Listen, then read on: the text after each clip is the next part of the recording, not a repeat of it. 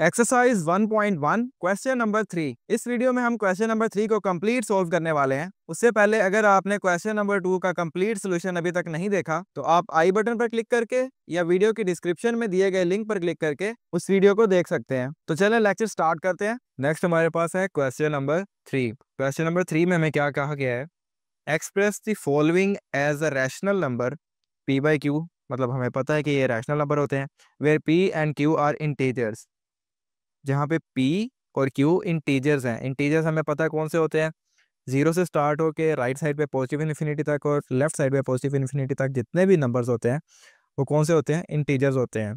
ठीक है, आगे क्या कहता है, and q is not equal to zero. अब q जीरो क्यों नहीं होना चाहिए ये मैं आपको ऑलरेडी बता चुका हूँ। तो चलिए पहले पार्ट को देखते हैं कि पहले पार्ट में हमें क्या कहा गया है। पहले पार्ट में हमें 0.4 गिवन है और 4 के ऊपर हमारे पास बार आ रहा है। इसका मतलब क्या होता है कि ये जो नंबर है, यानी ये जो 4 है, ये आगे कंटिन्यू होता चला जा रहा है, ये आगे चलता जा रहा है, सो ऑन। ठीक है, तो और रिपीट भी हो रहा है। हमने करना क्या है, हमने इसको p बाई क्यू की फॉर्म में लेके आना है। अभी तो ये डेसिमल फॉर्म में है ना, 0.4 ये डेसिमल फॉर्म है। हमने क्या करना है, इसको p बाई क्यू की फॉर्म में लेके आना है। लाइक आप कह सकते हो कि 1/4 कह लो, 2/3, मतलब इस तरह की जो फॉर्म होती है ना फ्रैक्शन वाली, इसमें हमने लेके आना है। ये हमारे पास क्वेश्चन गिवन है, इसको हमने सॉल्व करना है। अब सबसे पहले हम क्या करेंगे, यहाँ पे लिख लेंगे सोल्यूशन। अब हम क्या करेंगे, लेट कर लेंगे हम x इज इक्वल टू 0.4। ठीक है, इसको हम 0.4 के इक्वल लेट कर लेंगे। ठीक हो गया। अच्छा, अब इस तरह के अगर हम सवाल सोल्व कर रहे हो ना जिसमें हमने डेसिमल से फ्रैक्शन में कन्वर्ट करना है, तो उसमें आपने एक चीज़ याद रखनी है, जो डेसिमल पॉइंट होगा ना आपका, उससे राइट साइड पे कितने डिजिट्स आ रहे हैं। लाइक इस क्वेश्चन में अगर आप देखो ना, तो यहाँ पे हमारे पास कितने डिजिट्स हैं, एक डिजिट है यानी 4 है। ठीक है, अगर तो सिर्फ एक डिजिट है ना, तो आपने क्या करना है, दोनों साइड पे, यानी ये इस साइड पे भी और इस साइड पे भी 10 के साथ आपने मल्टीप्लाई कर देना है। ठीक है, 10 के साथ मल्टीप्लाई कर देना है। लेकिन अगर दो डिजिट्स आ रहे होंगे ना डेसिमल पॉइंट के बाद, तो हमने क्या करना है, हमने 100 के साथ मल्टीप्लाई करना है। तो जब दो डिजिट्स आएंगे ना, वो वाला क्वेश्चन भी हम देख लेंगे। फिलहाल इसी क्वेश्चन को देखते हैं कि इसमें हमने क्या करना है। तो इस क्वेश्चन में हम क्या करेंगे, दोनों साइड पे मल्टीप्लाई बोथ साइड्स विथ 10। ठीक है, 10 के साथ आपने दोनों साइड पे मल्टीप्लाई कर देना है। तो आपके पास क्या आ जाएगा, 10x is equal to 10 into 0.4 bar. अब 0.4 को आप दूसरी तरह भी लिख सकते हैं। दूसरी तरह किस तरह लिख सकते हैं, ये 4 आपको पता नहीं ये कंटिन्यू हो रहा है, तो इसको हम इस तरह लिख सकते हैं, 10x इज इक्वल टू, यहाँ पे आ जाएगा 10 इंटू 0.444। ठीक है, ये आप स्टेप पहले कर लें तो ज़्यादा बेहतर है, लेकिन ये स्टेप मैंने बाद में इसलिए किया है ताकि ये आपको क्लियर हो जाए। कई दफ़ा ऐसा होता है कि जब आप एग्जाम्स में बैठते हैं ना, तो आपको कंसेप्ट तो याद होता है लेकिन वो ना बाद में भूल जाता है। और बच्चे मोस्टली यहीं पे आके फंसते हैं, वो इसी तरह कर रहे होते हैं सॉल्व, पहले वो उस स्टेप को कंप्लीट नहीं कर रहे होते। ठीक है, तो बाद में जाके जब उनको रियलाइज़ होता है तो उनको लगता है यार शायद ये मुझे आता ही नहीं है, तो वहीं पे उस क्वेश्चन को छोड़ देते हैं।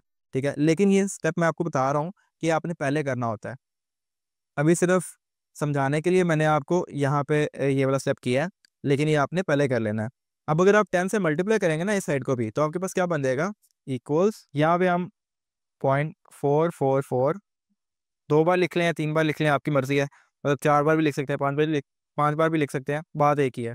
ठीक है, इसको आपने 10 के साथ मल्टीप्लाई कर देना है। 10 के साथ मल्टीप्लाई किया तो आपके पास क्या आंसर आ गया, 4.44। ठीक है, यहाँ पे आपने लिख देना है 4.44। ठीक है, यहाँ पे आपके पास 10x एज इट इज़ आ जाएगा जो पहले चलता आ रहा है। अगेन यहाँ पे इसको 10x को नीचे ले आते हैं। अब ये जो 4.44 है ना, आपको पता है कि हम इसको इस तरह भी लिख सकते हैं, 4 प्लस 0.44, क्योंकि अगर हम 4 को इसके साथ दोबारा ऐड करते हैं ना, तो हमारे पास अगेन यही वाली टर्म जो है ना, ऊपर वाली जो टर्म है, ये वाली टर्म अगेन दोबारा वापस आ जाएगी। अच्छा, अब इस तरह करने का हमें फ़ायदा क्या हुआ, अगर आपको याद हो तो हमने क्या किया था, जब हमने क्वेश्चन सॉल्व करना स्टार्ट किया था ना, तो हमने लेट किया था कि x हमारा जो है वो 0.4 के इक्वल है। ठीक है, और ये ऊपर बार भी हमने लगाई थी, मीन्स के जो 0.4 है, ये 4 हमारा आगे कंटिन्यू हो रहा है और हमने इसको x के इक्वल लेट किया हुआ था। अब उसका हमें फ़ायदा क्या होगा, यहाँ पे हम 0.44 की वैल्यू, यानी जो हमने x लेट की थी उसको यहाँ पे पुट कर सकते हैं। तो उससे हमारे क्वेश्चन की सिंप्लीफिकेशन आसान हो जाती है। तो इसको मैं फिलहाल रिमूव कर देता हूँ। अब यहाँ पे हमारे पास क्या आ जाएगा, 10x is equal to 4 plus यहाँ पे क्या लिखना है, x लिखना है, क्योंकि हमने x सेलेक्ट किया हुआ था। अच्छा जी, अब हमें इसका फायदा क्या हुआ इसके x के यहाँ पर आने का। अब अगर आप देखें तो लेफ्ट साइड पे हमारे पास x वाली वैल्यू है, तो ये जो राइट साइड वाला x है, चाहे आप इसको इधर ले जाएं, चाहे इस 10x को आप दूसरी साइड पे ले आए, राइट साइड पे ले आए, तो हम ज्यादातर छोटी वाली टर्म को बड़ी टर्म की साइड पे लेके जाते हैं। जिस साइड पे इक्वल्स टू की दूसरी साइड पे, जिस साइड पर भी बड़ी वाली टर्म होती है, छोटी टर्म को उस साइड पर लेके जाते हैं। तो इससे हमारे पास क्या आ जाएगा, यहाँ पर हम लिख लेंगे 10x माइनस, क्योंकि यहाँ पर पॉजिटिव x था, अब जब हम इक्वल्स टू की दूसरी साइड पर लेके जाएंगे ना, तो ये नेगेटिव हो जाएगा। तो यहाँ पर क्या आ जाएगा, 10x minus x is equal to 4। तो 10x माइनस एक्स किसके इक्वल हो गया, 9x के इक्वल। ठीक है, यहाँ पर हमारे पास क्या है, 4। तो अगर हम देखें तो लेफ्ट साइड पर हमारे पास जो 9 है ना, ये वाला 9, ये मल्टीप्लाई हो रहा है x के साथ। तो अगर इसको हम दूसरी साइड पर लेके जाना चाहें, यानी जो हमारे पास 4 आ रहा है उस साइड पर अगर हम लेके जाना चाहें, तो कैसे लेके जाएंगे, क्योंकि यहाँ पर मल्टीप्लाई हो रहा है, तो दूसरी साइड पर जब जाएगा तो ये डिवाइड हो जाएगा। तो इसको हम लिख लेंगे x is equal to 4 divided by 9। तो ये जो 4 डिवाइडेड बाय 9 आया ना, ये आपका आंसर है। ठीक हो गया। अब हम नेक्स्ट क्वेश्चन को देखते हैं। नेक्स्ट क्वेश्चन में हमारे पास क्या है, नेक्स्ट हमने 0.37। अच्छा, अब यहाँ पे देखें आप, यहाँ पे आपके पास 2 डिजिट्स हैं डेसिमल पॉइंट के बाद। मैंने आपको बताया था ना कि अगर डेसिमल पॉइंट के बाद 2 डिजिट्स हैं तो उसको हमने 100 से मल्टीप्लाई करना है, लेकिन अगर डेसिमल पॉइंट के बाद 1 डिजिट होगा, अगर सिर्फ 1 डिजिट होगा तो उसको 10 के साथ मल्टीप्लाई करना है। ठीक है, अब इस केस में हम क्या करेंगे, हम 100 से मल्टीप्लाई करेंगे। तो चलते हैं बोर्ड पे और देखते हैं। ले जी, ये क्वेश्चन मैंने आपके सामने लिख लिया बोर्ड पे। अब सबसे पहले स्टेप हमने क्या करना होता है, हमने इस टर्म को सिंपल करके लिखना होता है सबसे पहले। तो उसके लिए हम क्या करेंगे, यहाँ पे लिखेंगे 0.37। अब 37 ये रिपीट हो रहा है, दोनों के ऊपर बार है ना, यानी ये 3737 ऐसे चलता जाएगा। ठीक है, ऐसे सो ऑन ये चलता जाएगा। ठीक हो गया, तो इस तरह हम इसको सिंपल करके लिख लेंगे। नेक्स्ट स्टेप में आपने क्या करना है, हमने देखा था कि x के इक्वल ऐड किया था, अगेन हमने इसको x के इक्वल ऐड कर लेना है। Let x is equal to 0.373737। ठीक है, ऐसे चाहे आप 3733 तक भी रुक जाएं या आगे लिख लें, 3-4 डिजिट्स लिख लें, मोर देन इनफ होते हैं। 3 से 4 डिजिट जो है ना वो आप लिख लिया करें। नेक्स्ट हमने क्या करना है, नेक्स्ट हमने 100 के साथ मल्टीप्लाई करना होता है। तो 100 के साथ मल्टीप्लाई क्यों करना है, क्योंकि हमने देखा था कि क्वेश्चन में हमारे पास कितने डिजिट से, 2 डिजिट से। ठीक है, 2 डिजिट हो तो मतलब हमने 100 के साथ मल्टीप्लाई करना है। और अगर सिर्फ 1 होता यानी 3 होता या सिर्फ 7 होता तो क्या करते, सिर्फ 10 के साथ मल्टीप्लाई करना था हमने।